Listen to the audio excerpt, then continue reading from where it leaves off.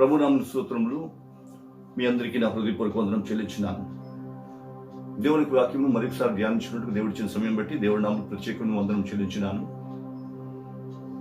ఈ దినమందు దేవుడు తన శిష్యులకు తన రాకడను గురించిన విషయములను బయలుపరిచిన దాని గురించి మనము మాట్లాడుకోబోతున్నాం. చూడండి, యేసుక్రీస్తు శిష్యులు ఏకాంతంగా ఉన్నప్పుడు ఆయన్ను అనేక విషయములు అడిగి తెలుసుకున్నారు. అనేక విషయములు ఆయన వారికి బోధించారు. అదే విధంగా యేసుక్రీస్తు రాకడ గురించి వారు యేసుని అడిగారు, నీవు రాకడ ఎప్పుడు జరుగుతుంది, ఏ విధంగా ఉంటుంది అని తన శిష్యులు ఆయనను అడిగినప్పుడు, నా రాకడ అన్నది తండ్రికి తప్ప ఎవరికి తెలియదు అని యేసు అన్నప్పుడు శిష్యులు అతనిని అడిగారు, అయితే దేవా రాకడకు సూచనలేటి, యుగ సమాప్తికి గుర్తులేటి అని తన శిష్యులు ఆయనను అడిగినప్పుడు ఆయన వారితో కొన్ని సూచనలు చెప్పాడు. ఆ కొన్ని సూచనలు మత్తయి సువార్త 24వ అధ్యాయంలో రాయబడి ఉన్నది. ఇక్కడ అంత్య దినములలో యుద్ధ సమాచారాల గురించి వింటారు. జనము మీదకి జనము లేస్తారు, నా పేరట అనేకులు వచ్చి మోసగిస్తారు, యుద్ధములు జరుగుతాయి, కరువులు వస్తాయి, తెగుళ్ళు వస్తాయి. ఇవన్నీ కాక అక్రమము విస్తరిస్తుంది. మత్తయి సువార్త 24వ అధ్యాయం 12వ వచనంలో ఇది స్పష్టంగా రాయబడి ఉంది. అక్రమం విస్తరించడం వలన అనేకుల ప్రేమ చల్లారును అని రాయబడి ఉంది. చూడండి ప్రియులారా, ఇక్కడ అనేకుల ప్రేమ చల్లారును అని రాయబడి ఉందంటే జనులలో ప్రేమ అన్నది ఒకటి ఉన్నది అని ఈ వాక్యం బట్టి మనకి అర్థమవుతుంది. ఇది కడవరి దినములలో చల్లారిపోతుంది, ఇది అంత్య దినములకు గుర్తు, ఇది నా రాకడ సమీపంగా ఉన్నది అని చెప్పుటకు ఒక సూచన అని యేసుక్రీస్తు అక్కడ వారికి చెప్పాడు. ఇది ఎప్పుడు జరుగుతుంది? అక్రమము విస్తరించినప్పుడు జరుగుతుంది అన్నాడు. ఈ అక్రమం అన్నది వీటి అని మనం ఒకసారి ఆలోచించినట్టయితే, దేవుడు సృష్టి ఆరంభం నుంచి ఒక క్రమములో జరిగించుకుంటూ వచ్చాడు. ఆ క్రమములో మనిషి యొక్క జీవితమును గూర్చి మనం ఆలోచిద్దాం. మనిషి యొక్క జీవితంలో మొట్టమొదటిగా ఆదామును దేవుడు సృష్టించాడు. ఆదామును సృష్టించినప్పుడు ఒక వ్యక్తిగత జీవితము, ఒక వ్యక్తిగత వ్యవస్థను ఏర్పాటు చేశాడు. అనంతరము హవ్వను సృష్టించి హవ్వ ఆదాముల మధ్య ప్రేమను ఏర్పరిచి ఒక కుటుంబ వ్యవస్థను ఏర్పాటు చేశాడు. ఈ కుటుంబ వ్యవస్థ తర్వాత వారిని దీవించి వారిని ఆశీర్వదించి ఏమన్నాడు, మీరు ఫలించి అభివృద్ధి పొంది విస్తరించి భూమిని నిండించి దానిని లోపరుచుకోరండి అని ఆదాము హవ్వలకు చెప్పాడు. అంటే వీరు ఫలించి విస్తరిస్తారు. విస్తరించిన తర్వాత ఇది సమాజంగా ఏర్పడతారు. ఈ సమాజంగా ఏర్పడిన సమాజంలో ప్రేమను బట్టి సహవాసం ఏర్పడుతుంది. చూసారా, దేవుడి యొక్క క్రమము వ్యక్తిగతంగా అతనికి దేవుడితో సహవాసం కలిగి ఉంది. వ్యక్తిగతంగా అతనికి ఒక నియమములు నిబంధనలు ఉన్నాయి. తరువాత అతనికి ఒక కుటుంబం ఏర్పరిచి, ఐక్యతను ఏర్పరిచి, కుటుంబంలో సహవాసం ఏర్పరిచి కుటుంబ వ్యవస్థను స్థిరపరిచాడు. అదైన తర్వాత సమాజమును, సంఘము అన్నదాన్ని దేవుడు ఏర్పరిచి సంఘములో సహవాసమును దేవుడు ఏర్పాటు చేశాడు. వ్యక్తిగత జీవితములు నెమ్మదిగా ఉండుటకు, కుటుంబ వ్యవస్థ క్షేమంగా ఉండుటకు, సమాజము సమాధానకరంగా ఉండుటకు మూలము ప్రేమ. ఈ ప్రేమ అన్నది లేనిచో దేవుడు ఏర్పాటు చేసిన వ్యవస్థ నిలబడదు. కాబట్టి దేవుడు వ్యవస్థను ఒక పద్ధతిలో ఏర్పాటు చేశాడు. ఈ పద్ధతి గురించి ఒకసారి ఆలోచించినట్టయితే, ఈ పద్ధతిని స్థిరపరచాలి అని దేవుడు తన ప్రజలకు ఆజ్ఞ ఇచ్చాడు. ఈ ఆజ్ఞల గురించి హెబ్రీ పత్రిక 13వ అధ్యాయం 1 నుంచి 3 వరకు మనం చూసినట్లయితే అక్కడ మనకి కనిపిస్తుంది. హెబ్రీ పత్రిక 13వ అధ్యాయం 1 నుంచి 3. సహోదర ప్రేమ నిలువరముగా ఉండనీయుడి, ఆతిథ్యము చేయ మరువకుడి. సహోదర ప్రేమ నిలువరంగా ఉండనీయుడి, ఆతిథ్యము చేయుట మరువకుడి. దాని వలన కొందరు ఎరుగకయే దేవదూతలకు ఆతిథ్యం ఇచ్చుచున్నారు అని చెప్పాడు. ఇక్కడ సహోదర ప్రేమ గురించి చెప్పాడు, ఆతిథ్యం గురించి చెప్పాడు. ఇప్పుడు ఆతిథ్యం చేయ మరొకటి అని చెప్పాడు కదా, దాని గురించి మనం తెలుసుకోవాలి. ఆతిథ్యంలో ఉన్న ప్రాధాన్యత ఏంటి, ఆతిథ్యంలో ఉన్న ప్రాముఖ్యత ఏంటి, దానికి క్రమమునకు ఉన్న సంబంధం ఏంటి అని మనం తెలుసుకోవాలి. ఎందుకంటే ఇప్పుడు మనం మాట్లాడుకోబోతుంది అక్రమం విస్తరించుట అన్న దాని గురించి మాట్లాడుతున్నాం. అక్రమం విస్తరించుచున్నది అంటే క్రమము అన్న ఒక పద్ధతి ఆచరణలో ఉంది. దానిని మీరటం వలన అక్రమము ప్రారంభమైంది. అసలు క్రమం అన్నది ఏంటి అని ఆలోచించినట్లయితే, అనాది కాలంలో మనుష్యులు ఆతిథ్యములకు ప్రాధాన్యత ఇచ్చేవారు. ఆతిథ్యములకు ప్రాధాన్యత దేనిని బట్టి ఇచ్చేవారంటే, దేవుడు వారిలో పెట్టిన ప్రేమను బట్టి. ఆదికాండము 19వ అధ్యాయం 1 నుంచి 8వ వచనం వరకు చూసినట్లయితే, ఇక్కడ లోతు దేవదూతను తన గృహంలో చేర్చుకున్న తర్వాత ఆ ఊరి జనులు వచ్చి అతనిని బాధ పెట్టడం, అతని యొద్దకు వచ్చిన వారిని తమకి అప్పగించమని చెప్పడం, ఈ విధమైన సంభాషణ అంతా మనకి అక్కడ కనిపిస్తుంది. అయితే ఆ కాలములలో ఆతిథ్యములకు ప్రాధాన్యత ఇచ్చేవారు, ఆతిథ్యములకు ప్రాముఖ్యత ఇచ్చేవారు. ఆ కారణం చేత అతను ఏమన్నాడు, నా యొద్దకు వచ్చిన అతిథులను మీరు ఏమీ చేయకూడదు, వారిని సంరక్షించడం నా బాధ్యత. వారిని రక్షించడం కోసం అవసరమైతే ఇదిగో నా కుటుంబం మీ చేతులకు అప్పగిస్తున్నాను, వారి పట్ల మీ ఇష్టం వచ్చినట్లు జరిగించండి, కానీ నా ఇంటికి వచ్చిన అతిథులను మీరు ముట్టకూడదు అని లోతు అక్కడ చెప్తున్నాడు. చూడండి, లోతు అబ్రహాం సహవాసమును విడిచిపోయాడు, దేవుని యొక్క సహవాసమును విడిచిపోయాడు, కానీ ఆతిథ్యమును మర్చిపోలేదు. దేవుడు తనకి ఇచ్చిన ఆతిథ్యం యొక్క ప్రాధాన్యతను అతను మర్చిపోలేదు. కాబట్టి ఆ దేవదూతల విషయంలో అతను వారికి ఆతిథ్యం ఇస్తూ తన కుటుంబమును కూడా పరిత్యజించడానికి సిద్ధపడిపోయాడు. ఇది క్రమము. అంటే కుటుంబం విడిచిపెట్టిన క్రమం కాదు, ఆతిథ్యములకు ప్రాధాన్యత ఇవ్వడం అనేది క్రమము. దానికోసం పాత నిబంధనలు అనేక చోట్ల అనేక విధములుగా వ్రాయబడి ఉంది. ఆతిథ్యం గురించి మనం చూసినట్లయితే, మన పూర్వకాలములలో మన దినములలో కూడా ఎవరైనా మన వీధి గుండా ఆకలి అంటూ వస్తూ లేక దిక్కులేని స్థితిలో వచ్చి అనాథలుగా కనిపిస్తే వారిని ఇళ్లకు పిలిచి కూర్చోబెట్టి వారికి ఆతిథ్యం ఇచ్చి వారిని పంపించేవారు. అయితే నేటి దినములలో అది కనిపిస్తుందా అంటే లేదు. అవసరమని వచ్చి సహాయం అడిగినా కూడా సహాయం చేసే పరిస్థితుల్లో లేదు. కారణము అక్రమము విస్తరించడం ప్రారంభమైంది. అక్రమం విస్తరించినప్పుడు ఏం జరుగుతుందంటే అపాయకరమైన పరిస్థితులు వస్తాయి, అపాయకరమైన వాతావరణం ఏర్పడుతుంది, అపాయకరమైన దినములు వస్తాయి అన్నది దాని అర్థము. అందుకే 2వ తిమోతి పత్రిక 3వ అధ్యాయం 1 నుంచి 3 వచనం మనం చూసినట్లయితే అక్కడ వ్రాయబడి ఉంది, అంత్య దినములలో అపాయకరమైన దినములు వచ్చును, మనుష్యులు స్వార్థ ప్రియులు అంటూ ఇక వేరు కేటగిరీస్ గురించి రాసుకొచ్చారు. మనుషులు స్వార్థ ప్రియులుగా మారుతారు. చూడండి, మనం ఇప్పుడు దేని గురించి మాట్లాడుతున్నామంటే, ప్రేమ ఎందుకు చెల్లారుతుంది మనుషుల్లో, ఎప్పుడు చెల్లారుతుంది అన్న దాని గురించి మనం తెలుసుకుంటున్నాం. అయితే ఇప్పుడు ప్రేమ ఎందుకు చెల్లారింది అంటే, అక్రమం విస్తరిస్తుంది.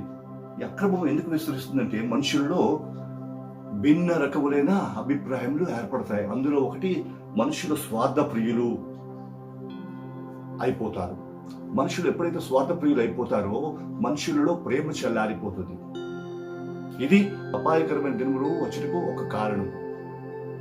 చూడండి, మనుషులు స్వార్థ ప్రియులు అయిపోతారు అంటే, ఒకానొక దినములలో అంటే దీనికన్నా ముందు మనుషులు నిస్వార్థంగా ఉండేవారు.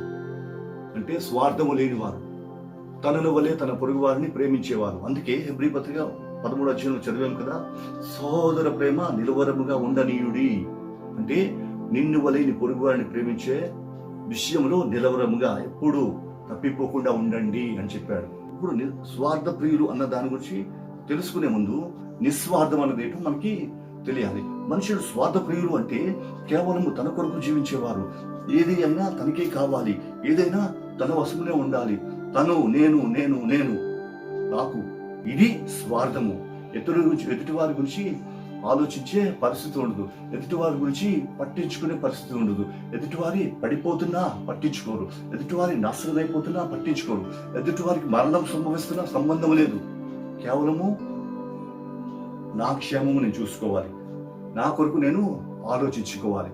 ఇది స్వార్థము. అయితే దేవుడు చెప్పిన క్రమం ఏంటంటే, నిస్వార్థముగా మీరు జీవించాలి అన్నాడు. అయితే ఈరోజు స్వార్థము నిస్వార్థం గురించి మాట్లాడుతూ ఒక 3 విషయముల గురించి మనము తెలుసుకుందాం. నిస్వార్థమైన ప్రవర్తన నిస్వార్థమైన భక్తి, నిస్వార్థమైన ప్రేమ, ఈ 3 విషయముల గురించి మనము తెలుసుకుందాం. అదే సమయంలో స్వార్థముతో కూడిన ప్రవర్తన, స్వార్థంతో కూడిన భక్తి, స్వార్థంతో కూడిన ప్రేమ, ఈ 3 విషయాల గురించి మనము తెలుసుకుందాం.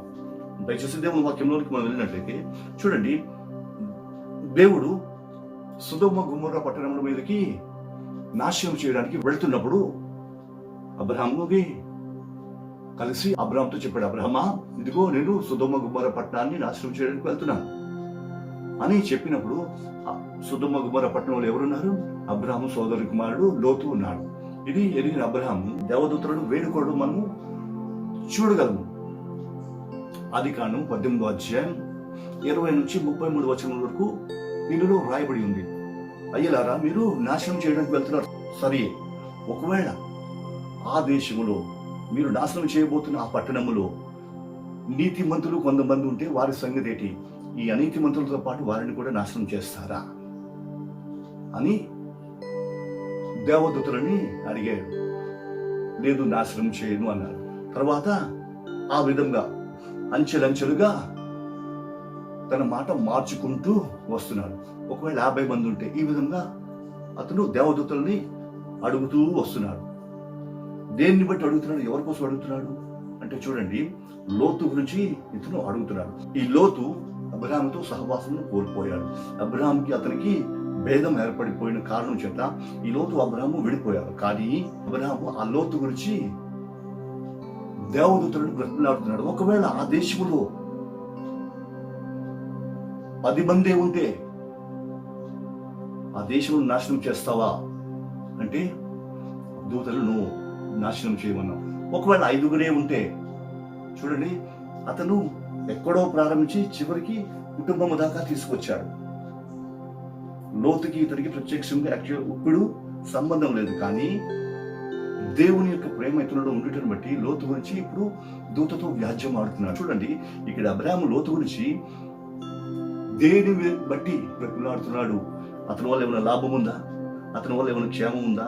అతని వల్ల ఏమైనా ప్రయోజనం ఉందా?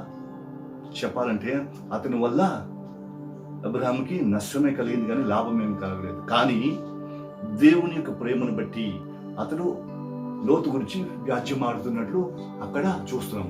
ఇక్కడ నిస్వార్థమైన ప్రవర్తన చూపిస్తున్నాడు. తనకు ఏమీ లాభము లేకపోయినప్పటికీ తన సహోదరుని కొరకు దేవదూతలను వేడుకుంటున్నట్లు మనం చూడగలుగుతున్నాం. ఇది నిస్వార్థమైన ప్రవర్తన. ఇక నిస్వార్థమైన భక్తి, నిస్వార్థమైన భక్తి గురించి మనం ఆలోచించినట్లయితే 2వ రాజుల గ్రంథం 4వ అధ్యాయం 8వ వచనం మనం చూసినట్లయితే ఇక్కడ షూనేమీయురాలు కనిపిస్తుంది. ఈ షూనేమీయురాలు ఇంటికి ఎలీషా ఏటేటా వచ్చిపోతూ ఉండేవాడు. ఆ ఏటేటా వచ్చిపోతున్న ఆ దైవజనుని గురించి ఈమె ఆలోచించడం ప్రారంభించింది. తన పెనిమిటితో మాట్లాడుతుంది, అయ్యా, ఏటేటా వచ్చిపోతున్నా ఈ మనుషుడు దైవజనుడు కాదా? ఇతని కొరకు మనము మేడ మీద ఒక గది కట్టెదము అని తన భర్తతో మాట్లాడి అతని కోసం ఒక గది ఏర్పాటు చేసింది. చూడండి, ఇక్కడ ఈమె భక్తిని చూపిస్తుంది. ఏ విధంగా చూపిస్తుంది?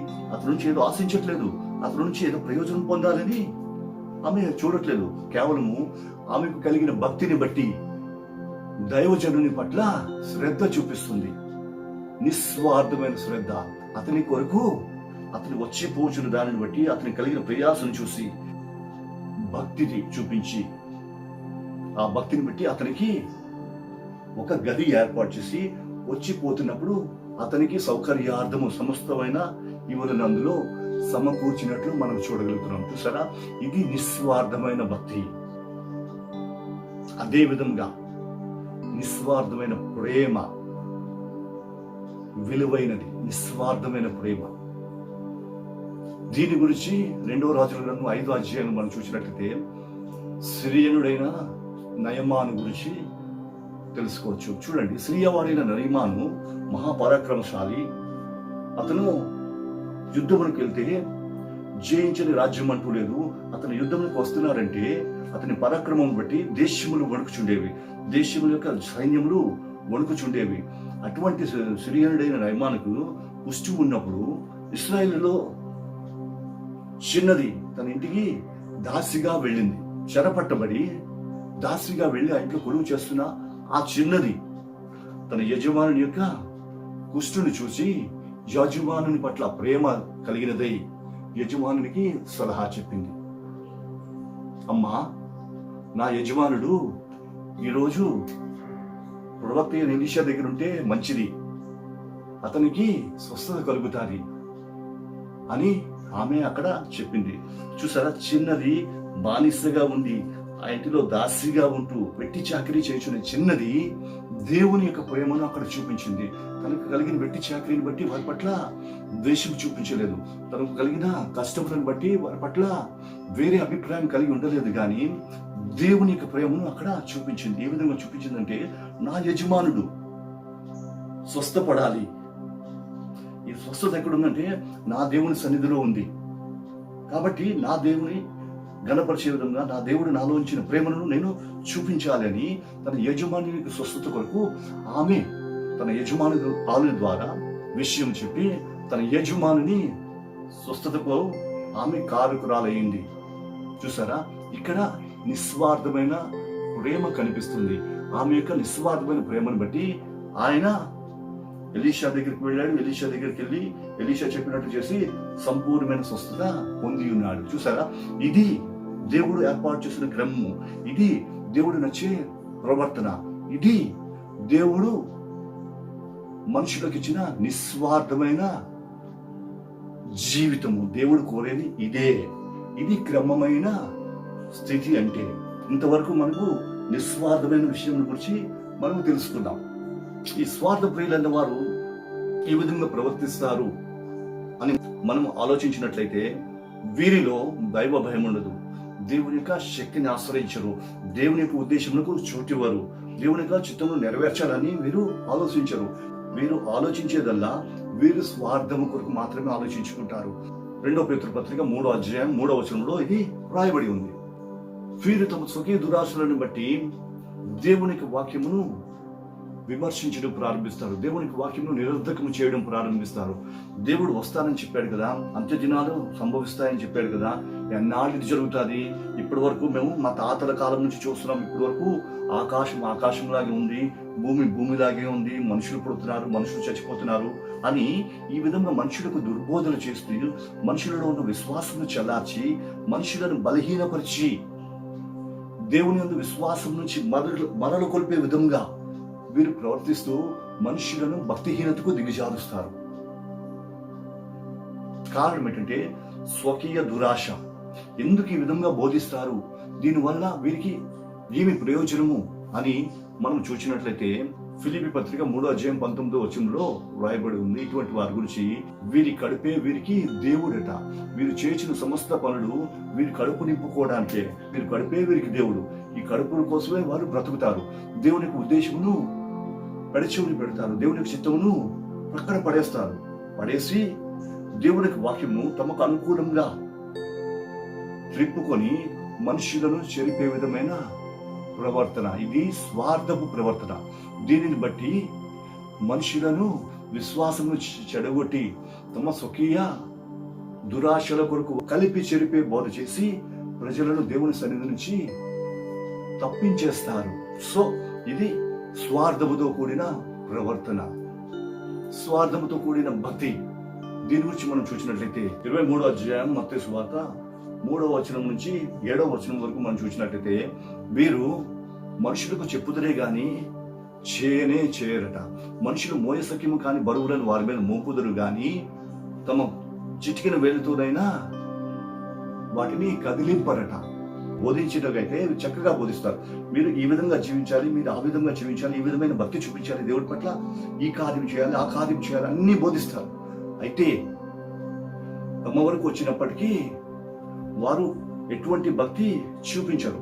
వీళ్ళు కేవలం వేష్యదారులుగా జీవిస్తూ జనుల మీద మోయసక్యము కాని భారములను మోపుచు మోయసక్యము కాని దేవుని యొక్క భక్తిని, దేవుని పట్ల వీరు చూపించవలసిన దైవాశక్తిని వీరికి బోధిస్తూ తమ స్వకీయ దురాశల కొరకు దేవుని యొక్క భక్తిని వాడుకుంటారు. వీరు స్వార్థ ప్రియులు.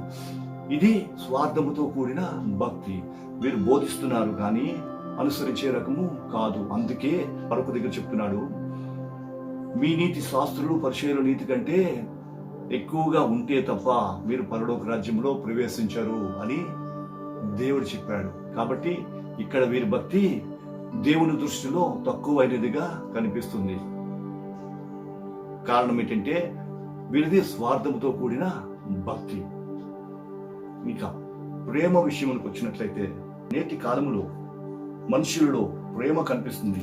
ఏ విధమైన ప్రేమ అంటే స్వార్థముతో కూడిన ప్రేమ. మత్తయి సువార్త 5వ అధ్యాయం 46వ వచనంలో మనము దీనిని చూడగలము. మీరు మిమ్మల్ని ప్రేమించిన వారినే ప్రేమిస్తుంటే దానివల్ల ఏమి ప్రయోజనము? సుంకరులను పాపులు కూడా అలాగే చేస్తున్నారు. అంటే లోకములో మనుషులు ఏం చేస్తున్నారు? తమను ప్రేమించిన వారినే ప్రేమిస్తారు. తమకు ఎవరి వలన ప్రయోజనం ఉందంటే వారినే ప్రేమిస్తారు. అంటే ప్రయోజనం ఉంటే ప్రేమ, ప్రయోజనం లేకపోతే ప్రేమ లేదు. ఇది ఈ దినములలో చూపించే ప్రేమ. ఇంకను కడవరి దినములలో ప్రేమ గురించి చూసినట్లయితే అనేక రకమైన భయంకరమైన ప్రేమను మనం చూడగలము. ఈ దినములలో డబ్బును బట్టి తల్లిదండ్రులను కూడా ప్రేమించే బిడ్డలు తయారయ్యారు. డబ్బు ఉంటే తల్లిదండ్రులు చక్కగా ప్రేమిస్తారు. ఒకసారి డబ్బు తమ చేతిలోకి వచ్చినట్లయితే దయచేసి ఎవరిని ఉద్దేశించినట్టుగా ఎవరు తీసుకోవద్దు, కానీ లోకములో జరుగుతున్న విషయముల గురించి మాత్రమే ఇప్పుడు చెప్పబడుతుంది. డబ్బు ఉన్నంత వరకు తల్లిదండ్రులను చక్కగా గౌరవిస్తారు, ఆదరిస్తారు. డబ్బు అయిపోతే లేక తల్లిదండ్రుల డబ్బు తమ చేతిలోనికి వచ్చినట్లయితే అక్కడి నుంచి ప్రేమ చల్లారిపోతుంది. కారణం ఏంటంటే అక్రమము విస్తరించింది, మనుషులలో స్వార్థము పెరిగిపోయింది. డబ్బును బట్టే తల్లిదండ్రులను చూసే దినములు వచ్చినవి, డబ్బును బట్టే స్నేహమును చేసే దినములు వచ్చినవి, డబ్బును బట్టే సహవాసం చేసే దినములు వచ్చినవి. కారణం ఏంటంటే మనుషులు స్వార్థ ప్రియులైపోయారు. కేవలము స్వార్థము, నా స్థాయి, నా అంతస్తు, అటువంటి వారితోనే సహవాసం చేయాలి. ఇది స్వార్థముతో కూడిన ప్రేమ. కానీ దేవుడు చెప్పింది మీరు అలాగా చేస్తే ఏమి ప్రయోజనము? లోకులు కూడా చేస్తారు. మీరు చేయవలసింది ఏంటంటే అదే 5వ అధ్యాయం 44వ వచనంలో ఉంటుంది. పరలోకమందున్న మీ తండ్రి సంతోషించినట్లు మీ శత్రువులను ప్రేమించుడి, మిమ్మల్ని హింసించే వారి గురించి మీరు ప్రార్థన చేయుడి అన్నాడు. ఇది నిజమైన ప్రేమ అంటే. చూడండి, అక్కడ ఇశ్రాయేలు చెల్లిది బానిసగా వచ్చింది, బంధకములో ఉన్నది. ఆ బంధకములో ఉన్న బానిసైన బిడ్డ నిస్వార్థమైన ప్రేమ చూపించింది. తన యజమానుడు బాగుండాలి, తన యజమానికి స్వస్థత కలగాలి, దేవుడి నామానికి ఘనత కలగాలి అని దేవుని యొక్క ప్రేమ అక్కడ చూపించింది. తన యజమానుని పట్ల భక్తి చూపించింది. ఇది నిస్వార్థమైన ప్రేమ. అయితే ఈ కడవరి దినములలో కనిపిస్తుంది ఏంటంటే ధనమును బట్టి ప్రేమించడం. ధనం ఉన్నంత వరకు ప్రేమ, ధనము అయిపోతే ప్రేమ లేదు. అవసరమును బట్టి ప్రేమ, అవసరం తీరిపోతే ప్రేమ లేదు. ఈ స్వార్థకరమైన ప్రవర్తనను బట్టి, తమ బిడ్డలలో ప్రవేశించిన స్వార్థమును బట్టి అనేక తల్లిదండ్రులు వీధిని పడుతున్నారు, అనేక తల్లిదండ్రులు రోధిస్తున్నారు. ఇంతవరకు వారిని పెంచి పోషించి ఉన్నతమైన స్థాయికి తీసుకొచ్చిన తర్వాత, ఈరోజు స్థిరపడిన తర్వాత, వారి ప్రవర్తన చక్కబడిన తర్వాత తల్లిదండ్రులను మర్చిపోయే దినములు వచ్చినవి. ఇవే అపాయకరమైన దినములు. సామెతలు చెప్తున్నాడు, తమ తల్లిదండ్రులను దూషించే దినములు వస్తున్నాయి, ఇవి అపాయకరమైన దినములు అని చెప్పాడు. చూసారా, ప్రారంభంలో తల్లిదండ్రులను సన్మానించేవాడు దీర్ఘాయుష్మంతుడు అవుతాడు అని చెప్పాడు. తన తల్లిని తండ్రిని దూషించేవాడు శాపగ్రస్తుడు అని సామెతలు చెప్పింది. సో ఈరోజు ఈ విధంగా చేయడం వల్ల వారు ఏం చేస్తున్నారంటే తమ జీవితం మీదకి శాపమును కొని తెచ్చుకుంటున్నారు. అందుకే ఈ దినములు అపాయకరమైన దినములు అని బైబిల్లో రాయబడి ఉంది. తమ చేతులతో తమ అపాయమును తమ మీదకే కొని తెచ్చుకుంటున్నారు. కారణం ఏంటంటే క్రమమును మర్చి అక్రమము చేయటం వలన, అంటే ప్రేమను విడిచి స్వార్థమును చూపించటం వలన. ఇంకను అనేక రకమైన జనములు ఉన్నారు. నేడు మనం స్వార్థ ప్రియుల గురించి మాట్లాడుకున్నాం కదా. సో ఇప్పుడు ఈ స్వార్థం ఎప్పుడైతే మనిషిలో వచ్చిందో మనిషిలో ప్రేమ చల్లారిపోయింది, మనిషిలో సహవాసము తగ్గిపోయింది, మనుషులలో ప్రీతి తగ్గిపోయింది, మనుషులలో ఐక్యత పోయింది, మనుషులలో సహవాసము పోయింది, మనుషులలో సమాధానము పోయింది. ప్రస్తుతం చూడండి, మనుషుడు దేవుడు తన పోలికగా సృష్టించి భూమి మీద జీవింపు చేస్తున్న మనిషి తన తోటి మనిషి పట్ల ఏ విధంగా ప్రవర్తిస్తున్నాడు అన్నది ప్రస్తుత పరిస్థితుల్లో మనం చూసినట్లయితే మనకు అర్థమవుతారు. చూడండి, మనుషులు ప్రాణాపాయంలో మరణంతో కొట్టుకుంటూ మంచం మీద పడి ఉన్నాడు. వాడికి ఆక్సిజన్ అందట్లేదు, ప్రాణవాయువు వాడికి అందట్లేదు. ప్రాణవాయువు కోసము తిరుగులాడుతుంటే స్వార్థపరుడైన వ్యక్తి తన వద్ద ఉన్న ఆక్సిజన్ దాచుకొని డబ్బుల కొరకు దానిని అమ్ముతున్నాడు. వాడి అవసరం బట్టి ఇతను దీన్ని బిగబడుతున్నాడు. ఎంతవరకు బిగబడుతున్నాడంటే వాడి ప్రాణం పోయే వరకు. చూసారా, ఇది ప్రేమ చల్లారిపోవడం అంటే. ఒకానొక దినములలో ప్రేమ అంటే ఎదుటివారి అవసరము తీర్చేదే ప్రేమ. కానీ కడవరి దినములలో ఈ ప్రేమ ఏ విధంగా తయారైందంటే అవసరమును ఆసరాగా తీసుకొని ప్రవర్తించే దినములు వచ్చాయి. అందుకే ఇవి అపాయకరమైన దినములు అన్నాడు. ఈ దినములలో మనుషుల్లో ప్రేమ చల్లారిపోతుంది. ఎప్పుడైతే ప్రేమ చల్లారిపోతుందో అపాయకరమైన దినములు వస్తున్నాయి అని అర్థం. అంటే అంత్య దినములలో మనము జీవిస్తున్నాము అని అర్థం. ఇప్పటి వరకు మనం వినిన దాన్ని బట్టి చూసినట్టయితే మనుషులలో ప్రేమ చల్లారిపోయింది.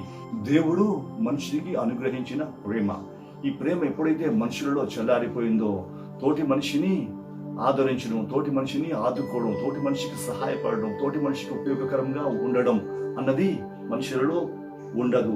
అంటే దేవుడిచ్చిన ప్రేమను పోగొట్టుకున్నారు. మనుషుల యొక్క స్వార్థమును బట్టి మొట్టమొదటిగా మనుషులలో ప్రేమ చల్లారిపోతుంది. ప్రేమ ఎప్పుడైతే చల్లారిపోయిందో నీకు దేవుడికి సహవాసము తెగిపోతుంది. కారణం ఏంటంటే 1 యోహాను పత్రిక 4వ అధ్యాయం 8వ వచనములో ప్రేమ లేనివాడు దేవుని ఎరుగడు అని చెప్పి రాయబడి ఉంది. చూసారా, ఇక్కడ ప్రేమ లేనివాడు దేవుని ఎరుగడు అని చెప్పి ఉంది. ఎప్పుడైతే నీలో ప్రేమ చల్లారిపోయిందో, దేవుడు నీకు ఇచ్చిన ప్రేమను నువ్వు ఎప్పుడైతే పోగొట్టుకున్నావో దాని అర్థము నువ్వు నీ దేవుడిని ఎరుగవు. అంటే నీ ప్రవర్తన బట్టి దేవుడిని ఎరుగను అన్నట్టు రుజువు చేస్తున్నావు. తద్వారా దేవునికి సహవాసమును కోల్పోతున్నావు, దేవుని యొక్క కృపను పోగొట్టుకుంటున్నావు. ఈ విధమైన ప్రవర్తన కలిగి ఈ విధమైన స్థితిని బట్టి దేవుడిని ఎరుగను అన్నట్టు నీ ప్రవర్తించిన వారి గురించి దేవుడు ఏమో చెప్తున్నాడు అంటే లూకా సువార్త 12వ అధ్యాయం 9వ వచనంలో అంటాడు, మనుషులు ఎదుట నన్ను ఎరుగను అను వారిని నేనును ఎరుగను అని దేవదూతల ఎదుట చెప్పుదును అని అక్కడ చెప్తున్నాడు. చూసారా, మనుషులు ఎదుట నువ్వు దేవుని యొక్క ప్రేమను ఎప్పుడైతే కనుపరచవో పరలోకమందు నీ దేవుడు కూడా నీ పట్ల ప్రేమను కనుపరచుడు. ఈ ప్రేమను కనుపరచడం దాన్ని బట్టి ఏ విధంగా అయితే దేవుడిని నువ్వు ఎరుగనని చెప్తున్నావో దానిని బట్టి పరలోకమందు దేవుడు నిన్ను ఎరుగను అని దేవదూతల ఎదుట దేవుని ఎదుట చెప్తాడట. అంటే చివరికి నువ్వు సంపాదించేది ఏంటి అంటే దేవుని యొక్క రాజ్యం కాదు, నిత్య నాశనం. నీ పరిస్థితి ఏంటి ఆలోచించి ప్రియ సహోదరుడా, వాక్యమును వినిచున్న నీవు, కడవరి దినములలో జీవిస్తున్న నీవు, అనేకులలో ప్రేమ చల్లారుతున్నట్టు గ్రహిస్తున్న నీవు అపాయకరమైన దినములలో జీవిస్తున్నావు. ఈ దినములలో మనుషులు స్వార్థ ప్రియులై తమ స్వార్థం కొరకు జీవిస్తున్నారు, తమ స్వకీయ దురాశలను బట్టి జీవిస్తున్నారు. కాబట్టి మెలకువ కలిగి ఆయన రాకడ కొరకు సిద్ధపడి మన ప్రవర్తనను బట్టి క్రీస్తును ఎరుగుదమన్న ప్రవర్తిస్తూ ఇతరుల పట్ల ప్రేమను చూపించి మన దేవుని యొక్క నిత్యమైన దీవెన, దేవుని యొక్క నిత్యమైన సహవాసం కలిగి ఆ రాజ్యంలో ప్రవేశించినప్పుడు నా ప్రియ కుమారుడా అని ఆహ్వానించబడే స్థితిలోని మనం జీవిస్తూ ఆ నిత్య రాజ్యంలో ప్రవేశించాలని కోరుతూ ఈ నా మాటలు ముగిస్తున్నాను. దేవుడు తన వాక్యమును మన వినికిడిలో ఫలింపజేయును గాక. ఆమేన్. ప్రార్థన. స్తోత్రం తండ్రి, పరిశుద్ధానికి వందనం చెల్లించినాము. ఈ దినం ముందు తండ్రి ప్రభు నీకు వాక్యం మేము ధ్యానించుకుని ఉండగా తండ్రి, కడవరి దినముల్లో జీవిస్తున్న మేము, అపాయకరమైన దినములలో జీవిస్తున్న మేము, అక్రమం విస్తరించడం వలన ప్రేమ చల్లారిపోచుండగా తండ్రి ప్రభు, చల్లారిపోచిన స్థితులలో తండ్రి ప్రభు ఈ దినములలో తండ్రి ప్రభు మా యొక్క జీవితంలో చక్కపరుచుకొని బలపరచుకోవచ్చు. మా యొక్క ప్రేమ చల్లారిపోకుండా నీవిచ్చిన ప్రేమను దినదినం బలాభివృద్ధి నొందించు. నీకు నిత్య రాజ్యంలో ప్రవేశించినట్లు తండ్రి ప్రభు, నీకు కుమారుల మగునట్లు, నీకు కుమార్తెలుగా జీవించినట్లు మా ప్రేమ దినదినము విస్తరించి శత్రువులను ప్రేమించే విధంగా, హింసించే వారిని గురించి ప్రార్థన చేసే విధంగా మా జీవితంలో కట్టుకొని దినదినాభివృద్ధి నుంచి అనేకులకు నిన్ను చూపించి అనేకులను నీ వైపు నడిపించే స్థితిలోనికి మమ్మల్ని నడిపించండి. మా విశ్వాసమును కాపాడండి, మా భక్తిని కాపాడండి. మమ్మల్ని మీకు సన్నిధిలో ఆదరించి నడిపించి మీరే మహిమను పొందండి. యేసు నామములో అడుగుచున్నాము తండ్రి. ఆమెన్.